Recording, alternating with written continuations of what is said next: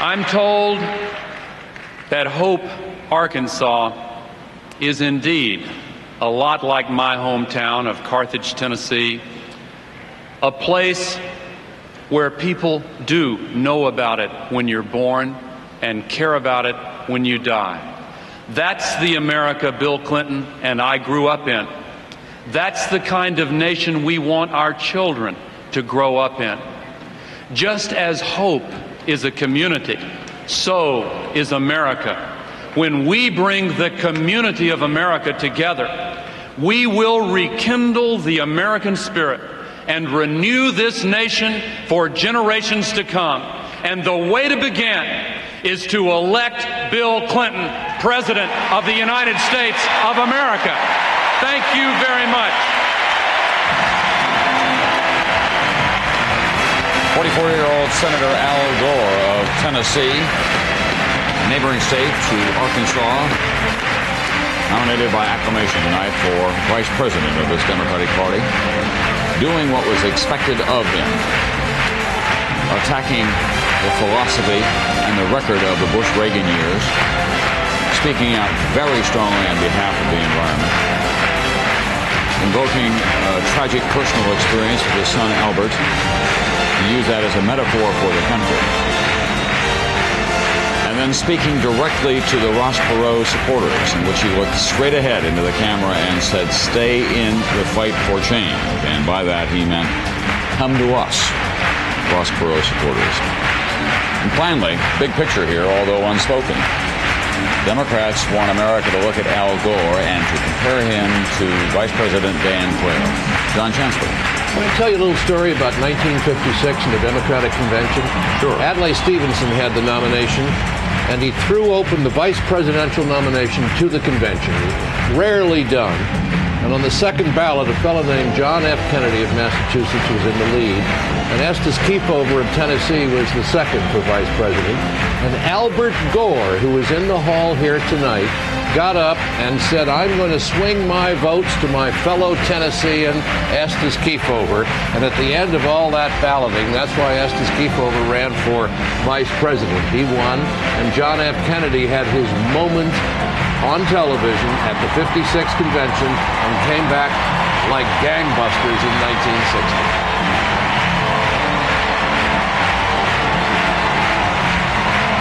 They met at a senior prom and faced roughly in the years that they were seniors in high school. That's the dance they were doing at that time. Tipper Gore, of course, has been a little bit of a controversial figure in the music industry because she wanted the labeling of rock lyrics, but that works, they believe, to this ticket's advantage because of the strong family values reflected in her concerns about what's happening to children in America. Her real name is Elizabeth. And that's Albert. Now so fully repaired, as his father put it, that he can pester his sisters who were so supportive of him when he was not well. We'll be back with more from Madison Square Garden in a moment. Decision 92, the Democratic National Convention, is being sponsored in part by Ford and your Ford dealer. Have you driven a Ford lately? It's more than a question. It's an answer. There's more than new looks to the 93 Ford Escort. There's a whole new way to buy an Escort, because these 4 Escort LXs all share one low price, $10,499. The 3-door, 4-door sedan, 5-door, and wagon all have air conditioning, AM/FM stereo, power steering, power mirrors, and more. 4 Escorts, one price. Now buying an Escort's as easy as owning one. Have you driven a Ford lately?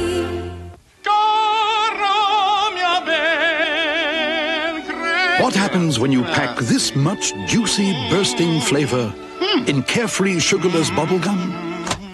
It sets you free. You know, the opera's like a noose. I wanna get a little loose. You know, Carefree's got the juice to shake on my big caboose. The juicy, bursting flavor of Carefree. Let it set you free. Get down!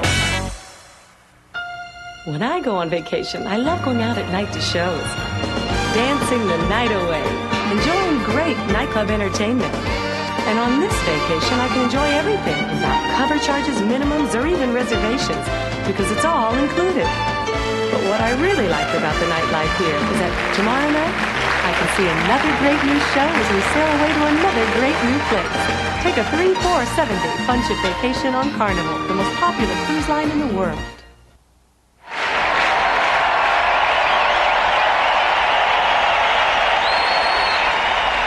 We're back at Madison Square Garden. The demonstration for Al Gore's nomination as Vice President of the United States and his rousing acceptance speech has just been completed.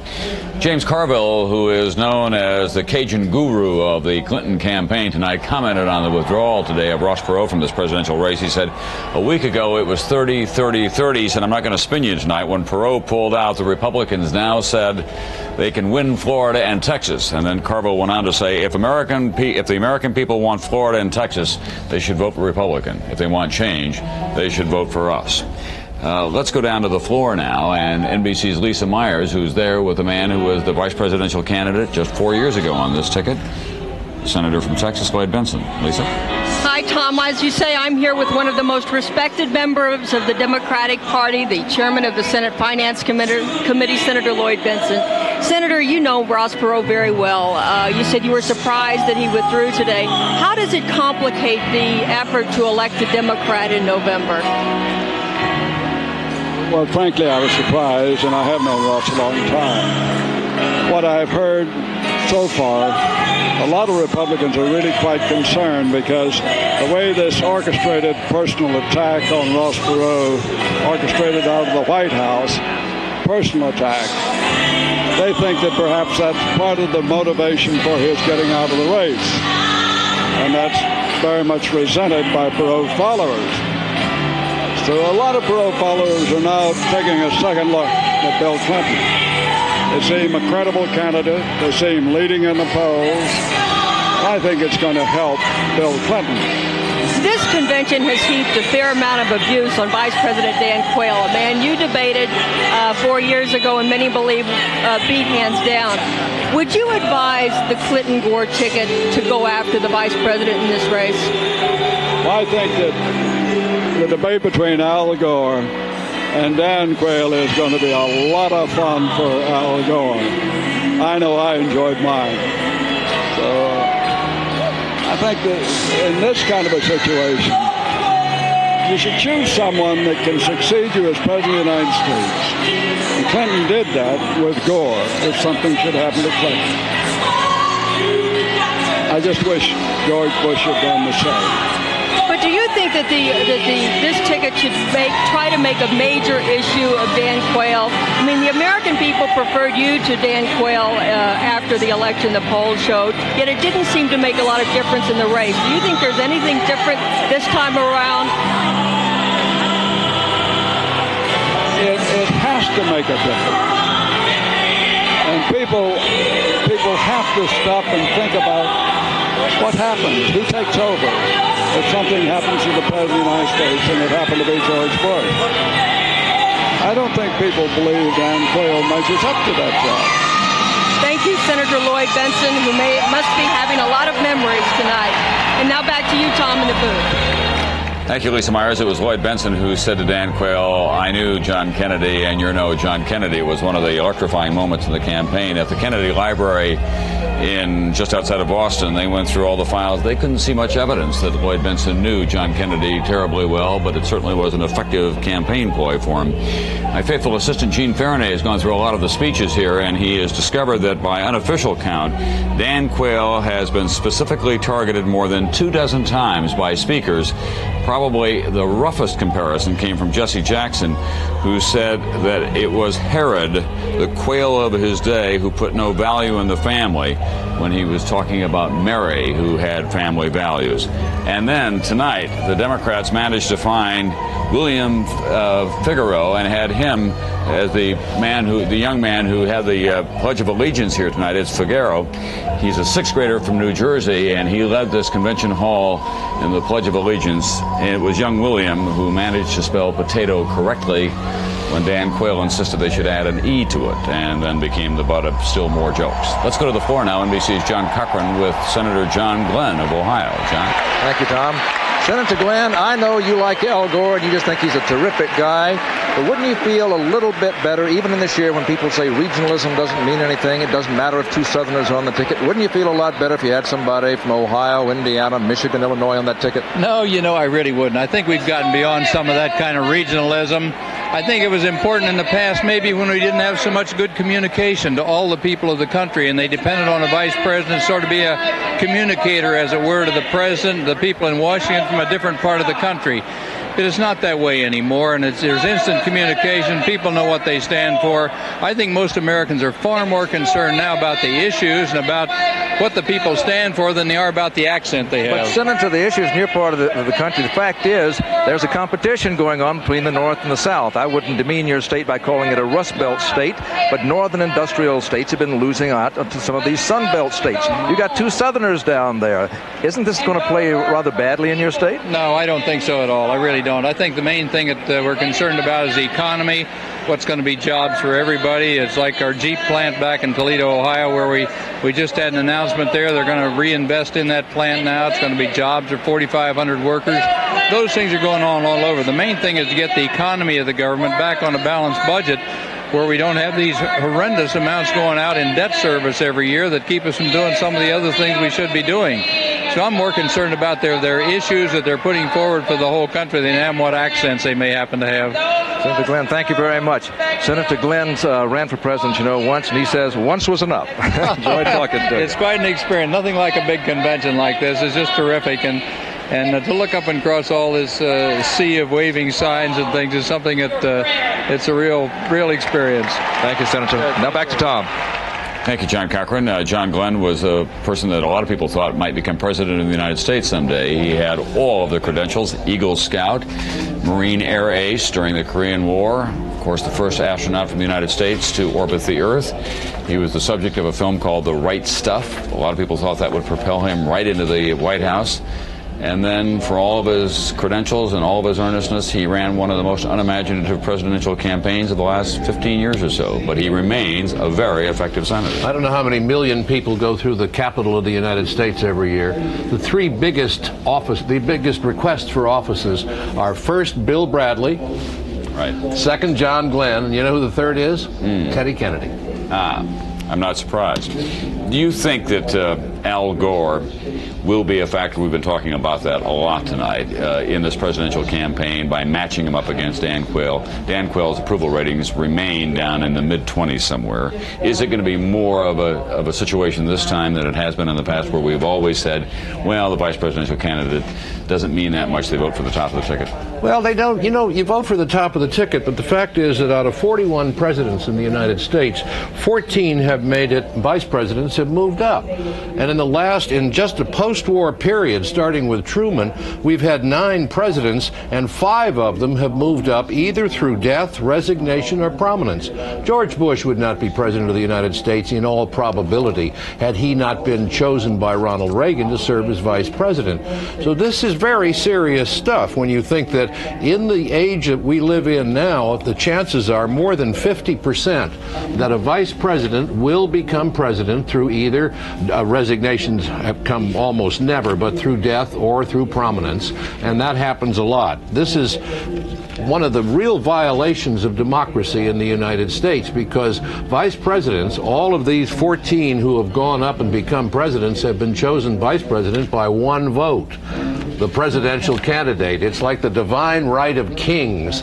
The presidential candidate, Bill Clinton, went through 32 primaries this year. He got 10 million votes. Al Gore got 1 vote, and his chances of becoming president of the United States are 1 in what did I say? More than 50%. So this is what Endicott Peabody was talking about earlier tonight within this party, to go back to the practice of putting people on the ballot and letting the American people in primaries and other elections vote for them for vice president. It really is a colossal crevasse in our democracy that we do this, because these fellows move up, as you know, Tom, a lot. I had no idea you were so impassioned on the subject. Well, I am. I think Peabody is absolutely right. He appeared here tonight and in one of the speeches that was less known and withdrew his candidacy for vice president in favor of Albert Gore.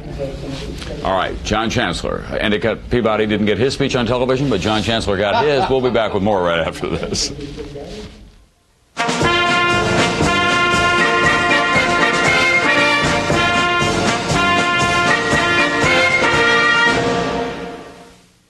In our universe, there is always the unknown, the unpredictable. All we can do is prepare for it. AT&T is now installing Fast Start. It can detect a cable cut instantly, so 800 calls can get back in minutes instead of hours. We can send flyers for any occasion, anywhere, but only if our 800 service is up and running. Our 800 service isn't just a phone line, it's a lifeline. I miss you. AT&T has the most reliable 800 service, period. AT&T. Call us. Hey, look at me! New shoes! Why the best footwear, dude? Your speed, babe! I'm gonna outrun your bug killer! Guess again, cool bug. Uh-oh! Bugs can't escape Radad and Roach Killer. It contains quick-killing pyrethrin, and it's made to work twice as fast as before.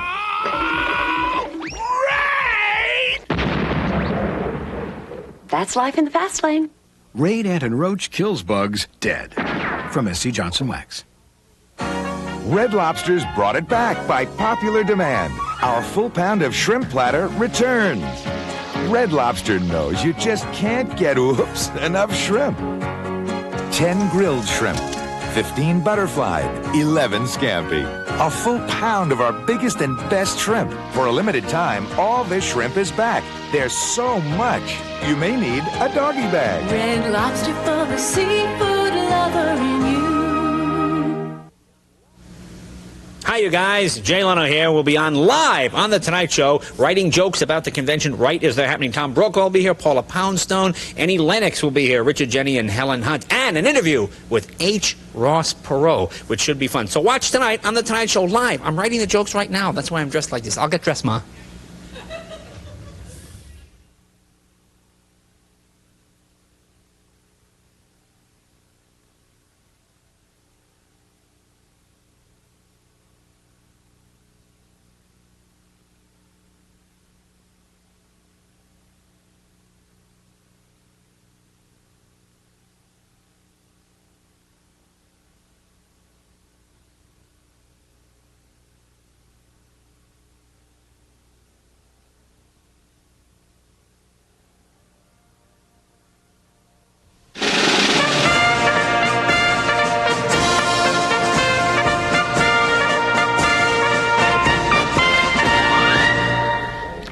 As we await the arrival in Madison Square Garden tonight of the Democratic presidential nominee Bill Clinton and his acceptance speech to this national television audience, there is a kind of heightened urgency not only in this hall but across the country with the withdrawal today of Ross Perot. The arithmetic obviously has changed, and we expect that just as Al Gore did, Bill Clinton will make a direct appeal to those Perot volunteers who are out there tonight wondering where they go now. Has their cynicism been deepened, or will they turn to what even Ross Perot called a revitalized Democratic Party? We'll hear from Bill Clinton before too long, but as we do the new math of this electoral map of the United States, we have to look at a state like Florida. And NBC's Andrea Mitchell is down there now with someone who knows Florida well. Andrea? Yes, indeed. I'm here with Lieutenant Governor Buddy McKay of Florida.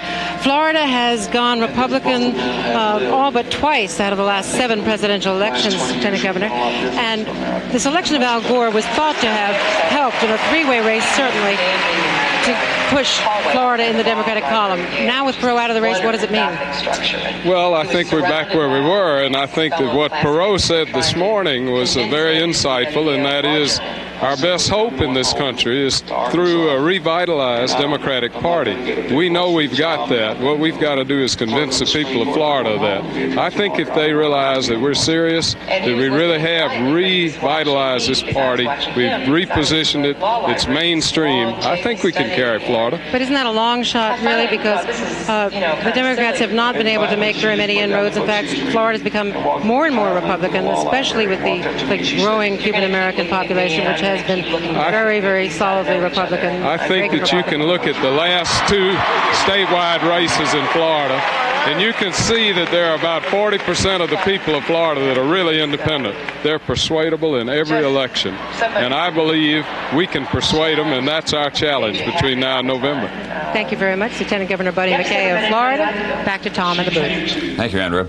Well, one of the real debating points in Florida will be Bill Clinton's attitude about Social Security benefits. About 55% of the social benefits of the federal budget go to about 12% of the population, those people who are 65 and older. He says that equation now must change. He's going to ask wealthier elder Americans to pay full taxes on their Social Security benefits. He's also going to have some means testing for Medicare. He beat up on Paul Tsongas pretty good on those very points in Florida. Tsongas lost that state. Bill Clinton won it. It was important on his march to the Democratic presidential nomination. Now he'll have to go back to Florida and contest George Bush down there on these very same points. Down on the floor right now is NBC's Tim Russert, one of our political analysts, the moderator of Meet the Press. Tim? Tom, I was just speaking with Governor Clinton and his advisors backstage. They have two missions tonight. They realize that about 60% of the American public believe he came from a privileged background, privileged upbringing. He has to demonstrate that's just not the case. He has to identify much more with the middle class. The second is the character issue. He's going to talk very openly about trying to get the trust of the people. They believe tonight if they're successful, if they can develop some empathy for Bill Clinton, the person, they maybe look down the road towards Election Day, actually have people believe Bill Clinton, the politician.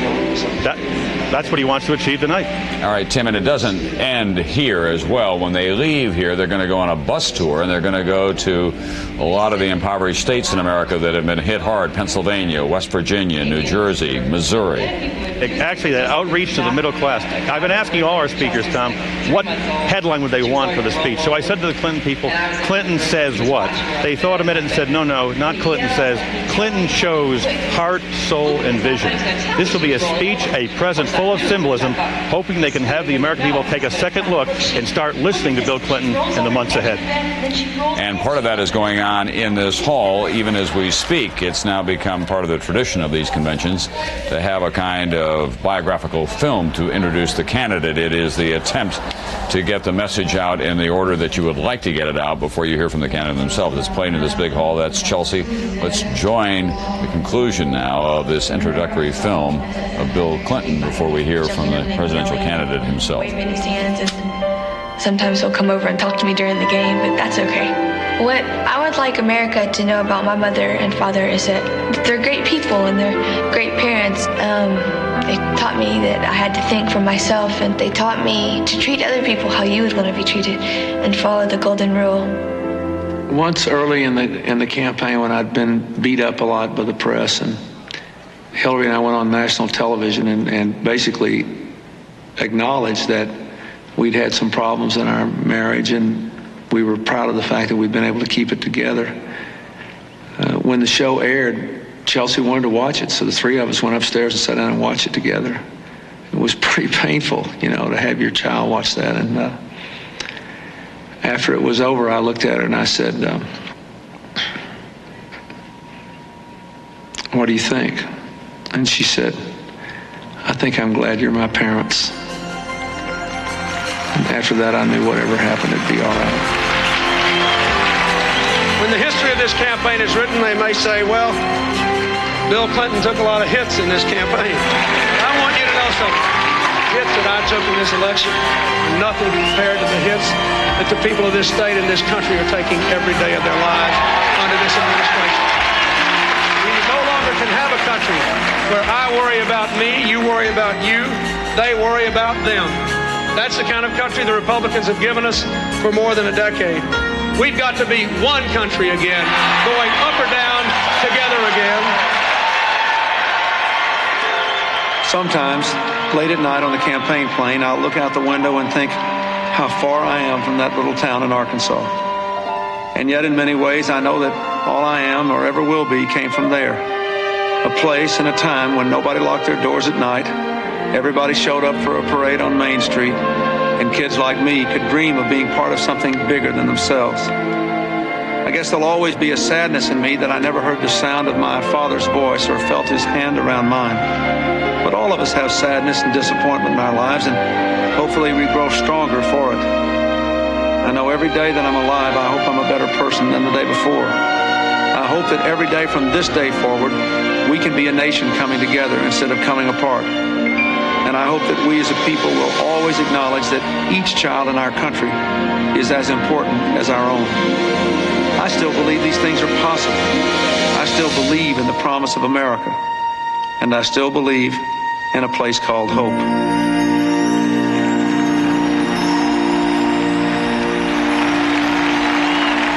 You want to grow up and run for President of the United States? It does not hurt to be from a town called Hope, Arkansas. Ladies and gentlemen, Bill Clinton, presidential nominee of the Democratic Party, 1992.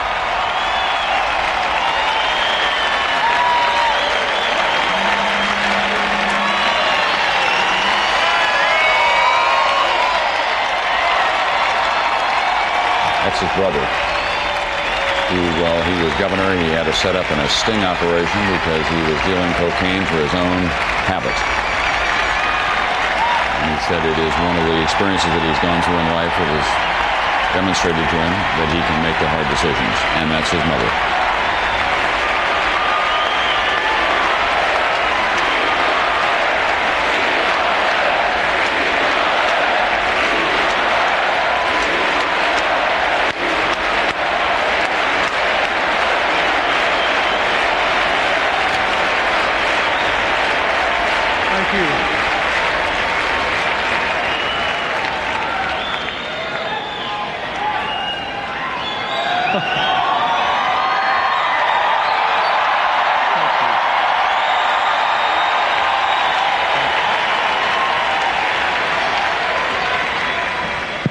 Governor Richards, Chairman Brown, Mayor Dinkins, our great host,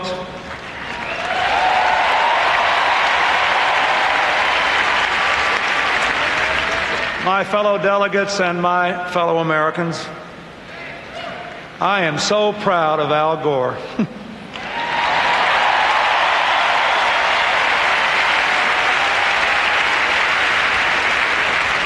He said he came here tonight because he always wanted to do the warm-up for Elvis. Well, I ran for president this year for one reason and one reason only. I wanted to come back to this convention and finish that speech I started 4 years ago.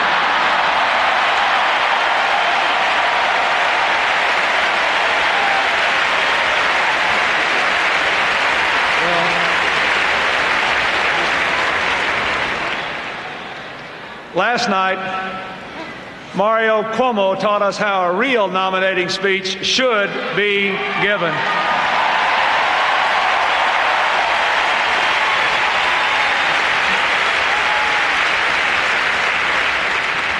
He also made it clear why we have to steer our ship of state on a new course. Tonight, I want to talk with you about my hope for the future, my faith in the American people, and my vision of the kind of country we can build together. I salute the good men who were my campaign companions on the campaign trail. Tom Harkin,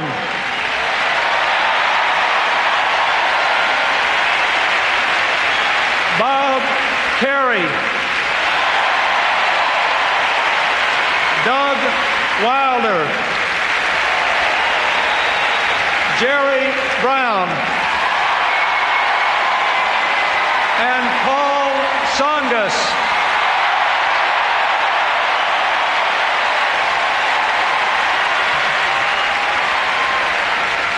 One sentence in the platform we built says it all. The most important family policy, urban policy, labor policy, minority policy, and foreign policy America can have is an expanding entrepreneurial economy of high-wage, high-skilled jobs.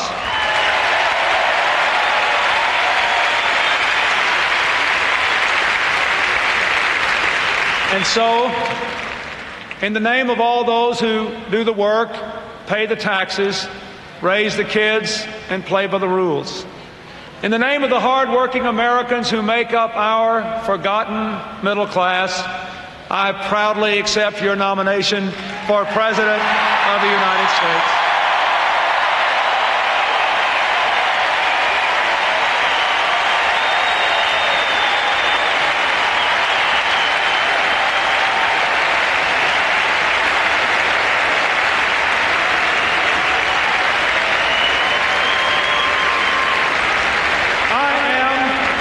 A product of that middle class, and when I am president, you will be forgotten no more.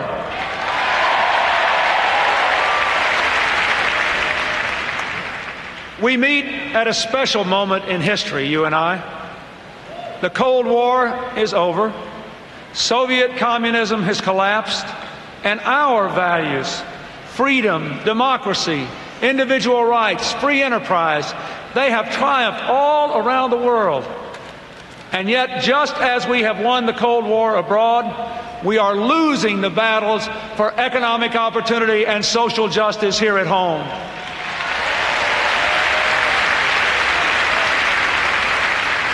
Now that we have changed the world, it's time to change America.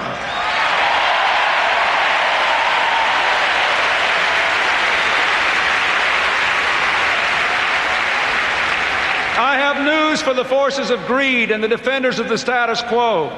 Your time has come and gone. It's time for a change in America.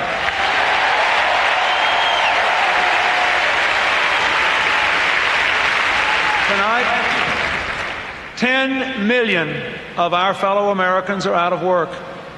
Tens of millions more work harder for lower pay. The incumbent president says unemployment always goes up a little before a recovery begins. But unemployment only has to go up by one more person before a real recovery can begin.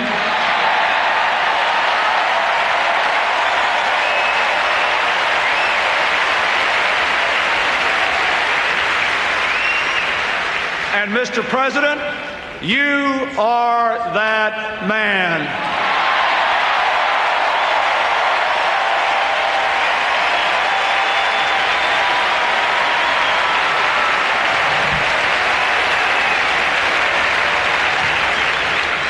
This election is about putting power back in your hands and putting the government back on your side. It's about putting people first.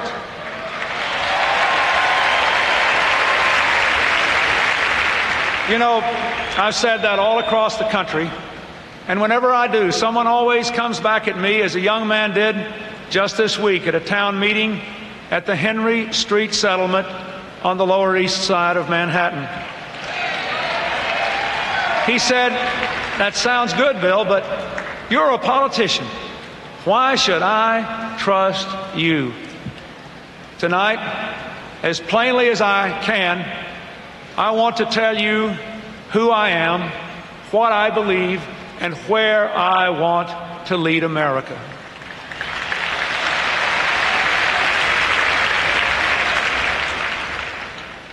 I never met my father. He was killed in a car wreck on a rainy road 3 months before I was born, driving from Chicago to Arkansas to see my mother. After that, my mother had to support us. So we lived with my grandparents while she went back to Louisiana to study nursing. I can still see her clearly tonight through the eyes of a 3-year-old, kneeling at the railroad station and weeping as she put me back on the train to Arkansas with my grandmother. She endured that pain because she knew her sacrifice was the only way she could support me and give me a better life. My mother taught me. She taught me about family and hard work and sacrifice. She held steady through tragedy after tragedy, and she held our family, my brother and I, together through tough times. As a child, I watched her go off to work each day at a time when it wasn't always easy to be a working mother. As an adult, I've watched her fight off breast cancer. And again, she has taught me a lesson in courage. And always, always, she taught me to fight. That's why I'll fight to create high-paying jobs so that parents can afford to raise their children today. That's why I'm so committed to make sure every American gets the health care that saved my mother's life.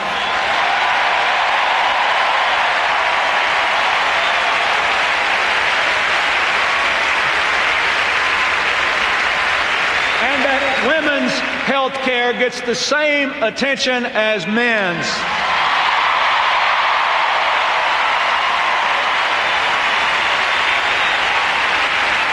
That's why I'll fight to make sure women in this country receive respect and dignity, whether they work in the home, out of the home, or both.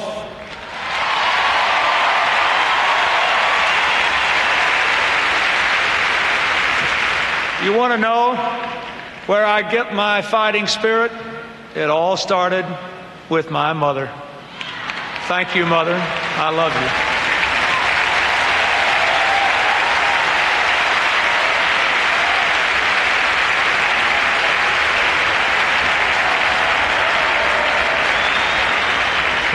When I think about opportunity for all Americans, I think about my grandfather. He ran a country store in our little town of Hope. There were no food stamps back then, so when his customers, whether they were white or black, who worked hard and did the best they could, came in with no money, well, he gave them food anyway. Just made a note of it. So did I. Before I was big enough to see over the counter, I learned from him to look up to people other folks look down on.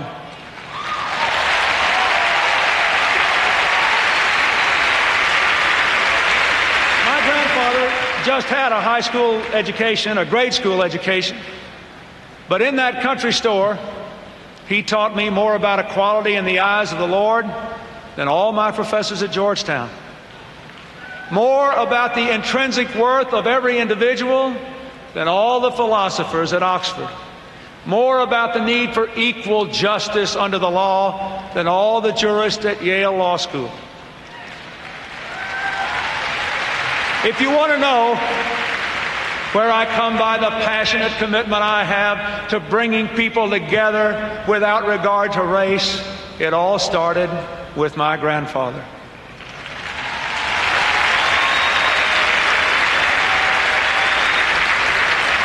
I learned a lot from another person, too. A person who for more than 20 years has worked hard to help our children, paying the price of time to make sure our schools don't fail them.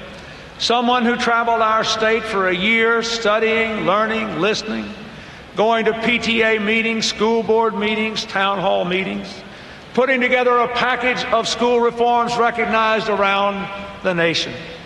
Doing it all while building a distinguished legal career and being a wonderful, loving mother. That person is my wife.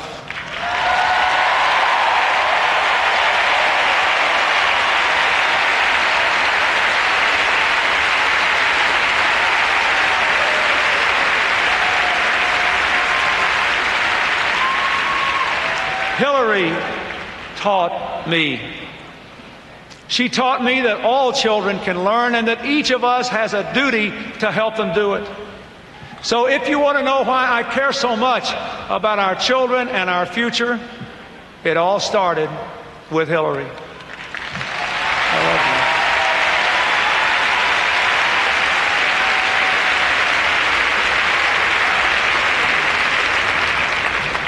Frankly, I'm fed up with politicians in Washington lecturing the rest of us about family values.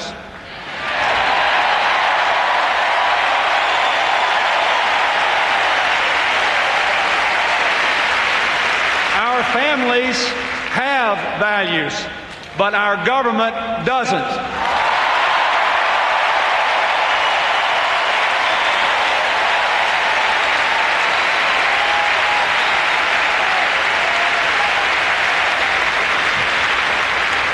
America where family values live in our actions, not just in our speeches.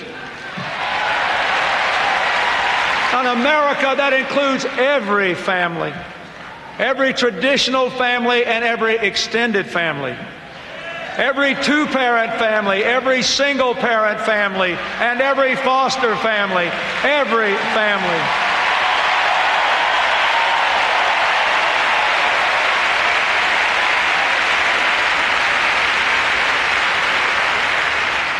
I do want to say something to the fathers in this country who have chosen to abandon their children by neglecting their child support. Take responsibility for your children, or we will force you to do so.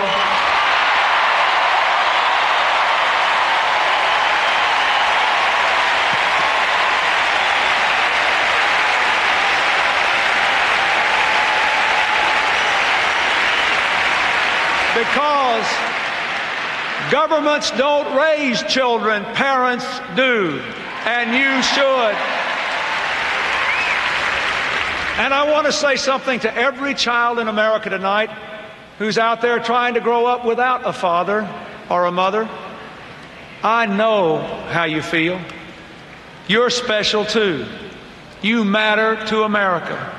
And don't you ever let anybody tell you you can't become whatever you want to be.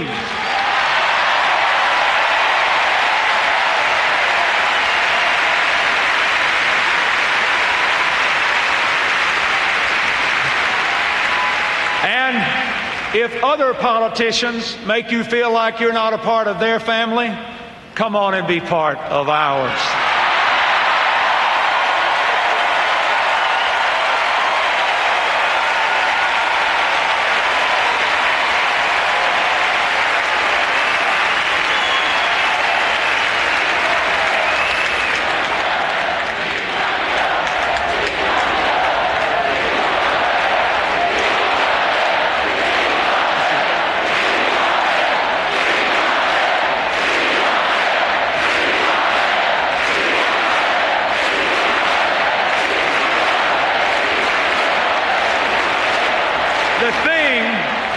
That makes me angriest about what's gone wrong in the last 12 years is that our government has lost touch with our values while our politicians continue to shout about them. I'm tired of it.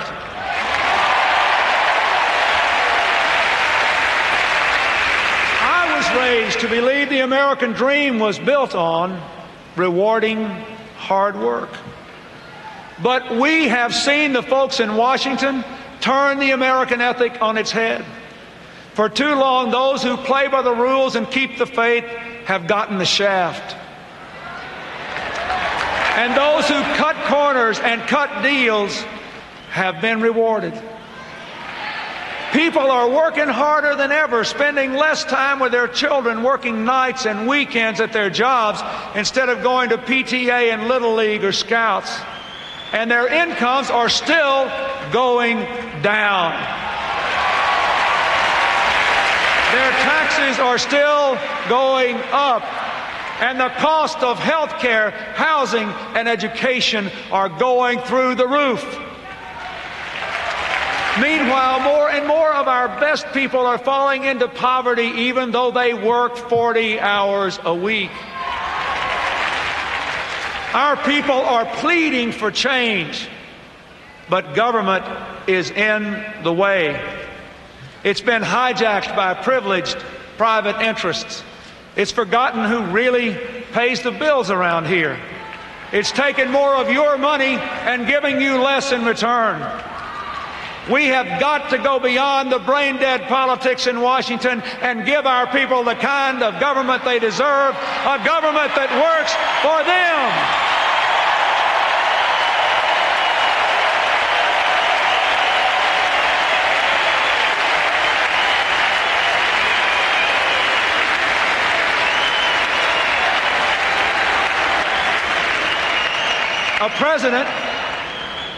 A president ought to be a powerful force for progress.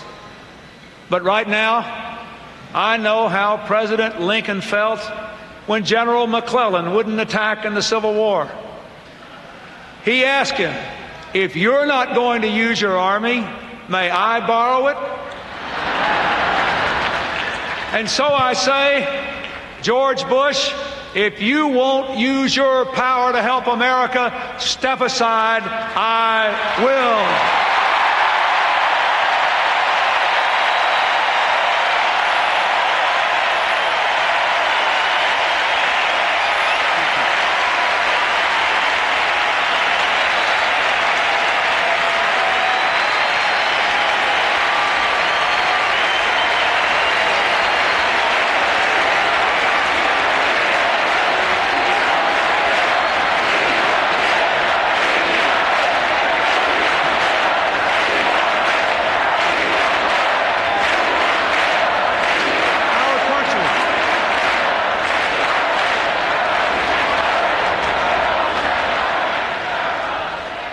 Our country is falling behind.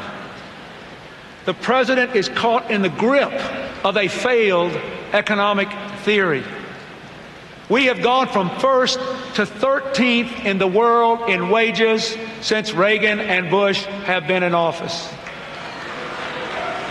4 years ago, candidate Bush said, "America is a special place, not just another pleasant country somewhere on the UN roll call between Albania and Zimbabwe." Now, under President Bush, America has an unpleasant economy, stuck somewhere between Germany and Sri Lanka. And for most Americans, Mr. President, life's a lot less kind and a lot less gentle than it was before your administration took office.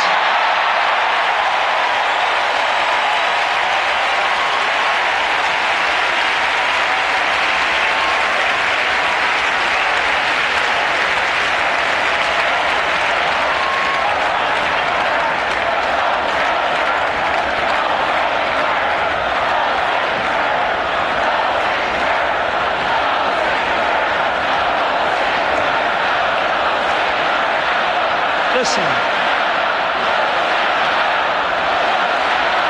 Do it some more.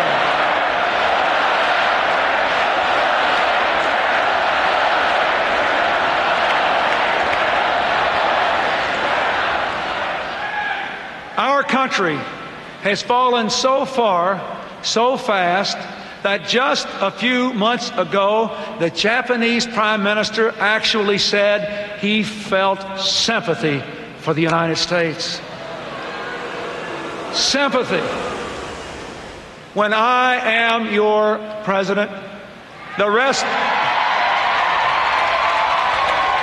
of the world will not look down on us with pity, but up to us with respect again.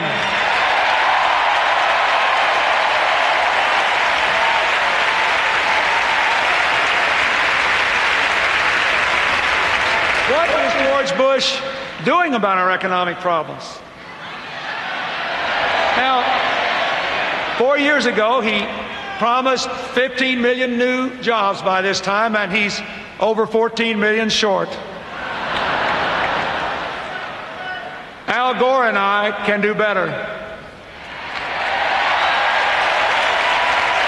He has raised taxes on the people driving pickup trucks and lowered taxes on the people riding in limousines. We can do better. He promised to balance the budget, but he hasn't even tried. In fact, the budgets he has submitted to Congress nearly double the debt. Even worse, he wasted billions and reduced our investments in education and jobs. We can do better.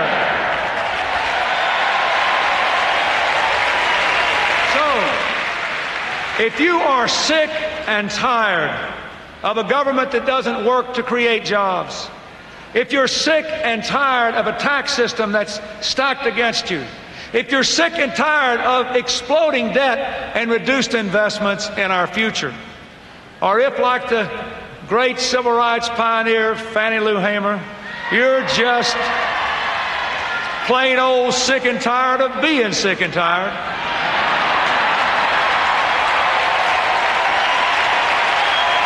Then join us, work with us, win with us, and we can make our country the country it was meant to be.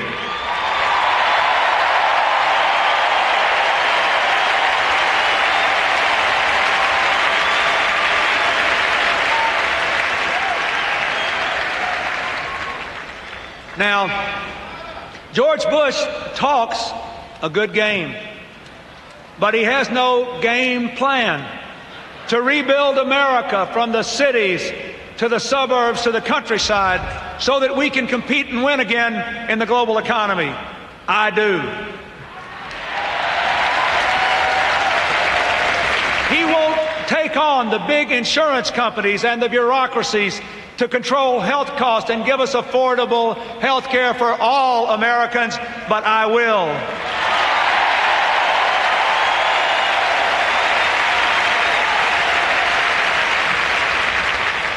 He won't even implement the recommendations of his own Commission on AIDS, but I will.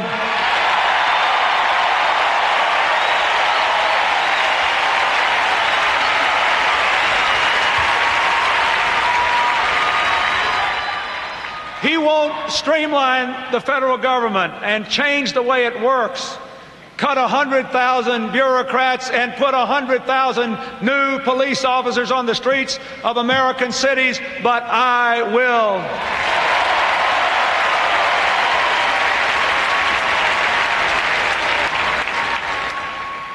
He's never balanced a government budget, but I have 11 times.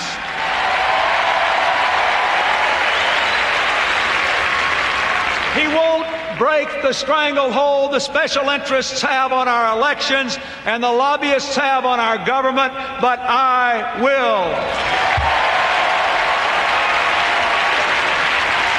He won't give mothers and fathers the simple chance to take some time off from work when a baby is born or a parent is sick, but I will.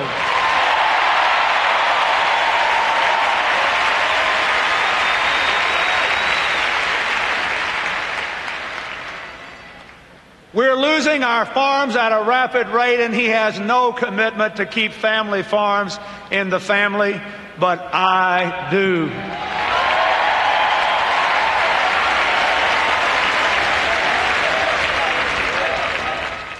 He's talked a lot about drugs, but he hasn't helped people on the front line to wage that war on drugs and crime, but I will.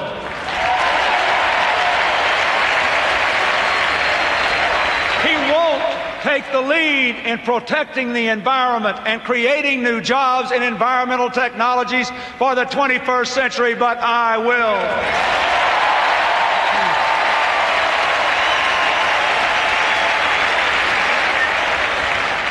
And you know what else? He doesn't have Al Gore, and I do.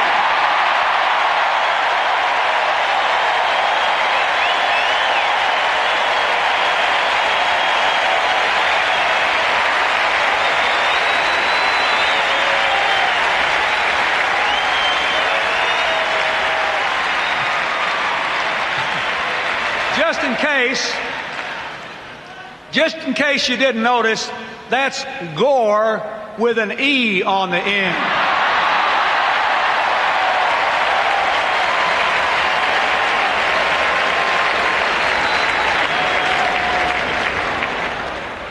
And George Bush won't guarantee a woman's right to choose. I will.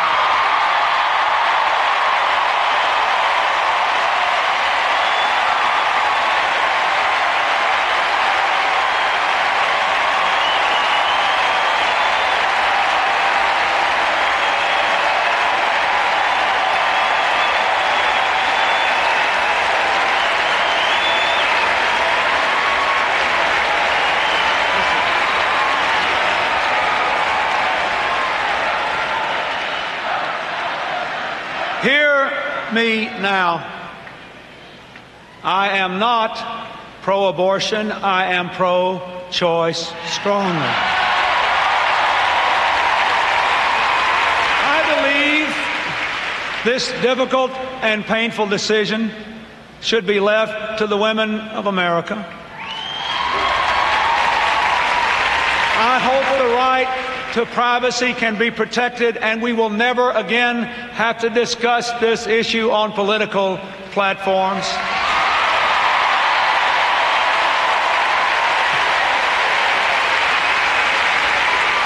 But I am old enough to remember what it was like before Roe v. Wade, and I do not want to return to the time when we make criminals of women and their doctors.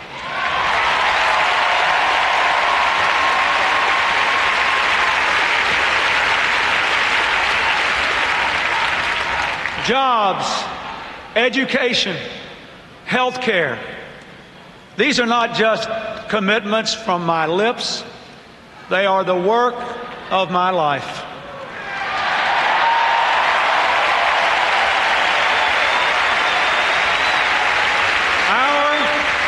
Priorities must be clear.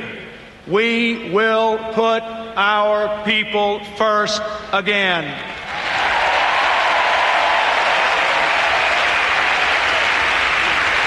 But priorities without a clear plan of action are just empty words. To turn our rhetoric into reality, we've got to change the way government does business, fundamentally. Until we do, we'll continue to pour billions of dollars down the drain. The Republicans have campaigned against big government for a generation. But have you noticed? They've run this big government for a generation. And they haven't changed a thing. They don't want to fix government. They still want to campaign against it, and that's all.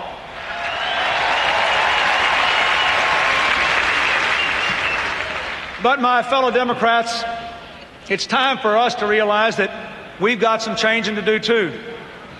There is not a program in government for every problem. And if we want to use government to help people, we have got to make it work again.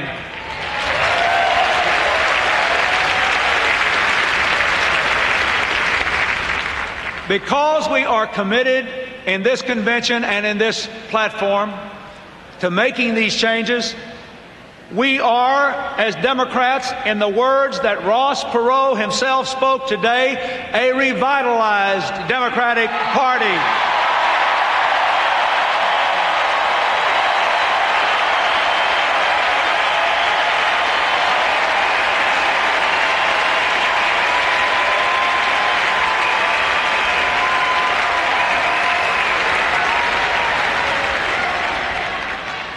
I am well aware that all those millions of people who rallied to Ross Perot's cause wanted to be in an army of patriots for change.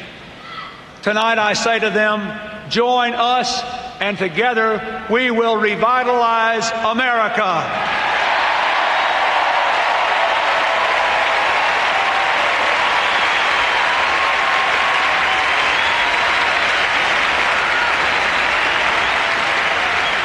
Now, I don't have all the answers, but I do know the old ways don't work. Trickle-down economics has sure failed. And big bureaucracies, both private and public, they fail too. That's why we need a new approach to government, a government that offers more empowerment and less entitlement, more choices for young people in the schools they attend, in the public schools they attend.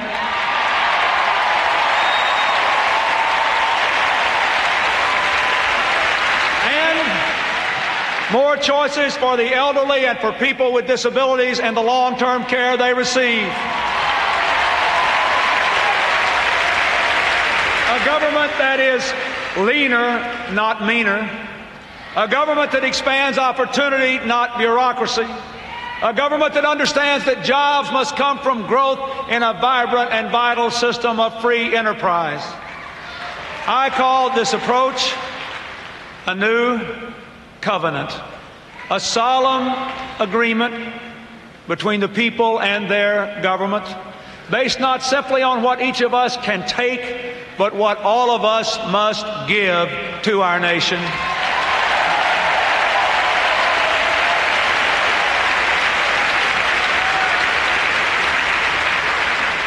We offer our people a new choice based on old values. We offer opportunity. We demand responsibility. We will build an American community again. The choice we offer is not conservative or liberal. In many ways, it's not even Republican or Democratic. It's different, it's new, and it will work.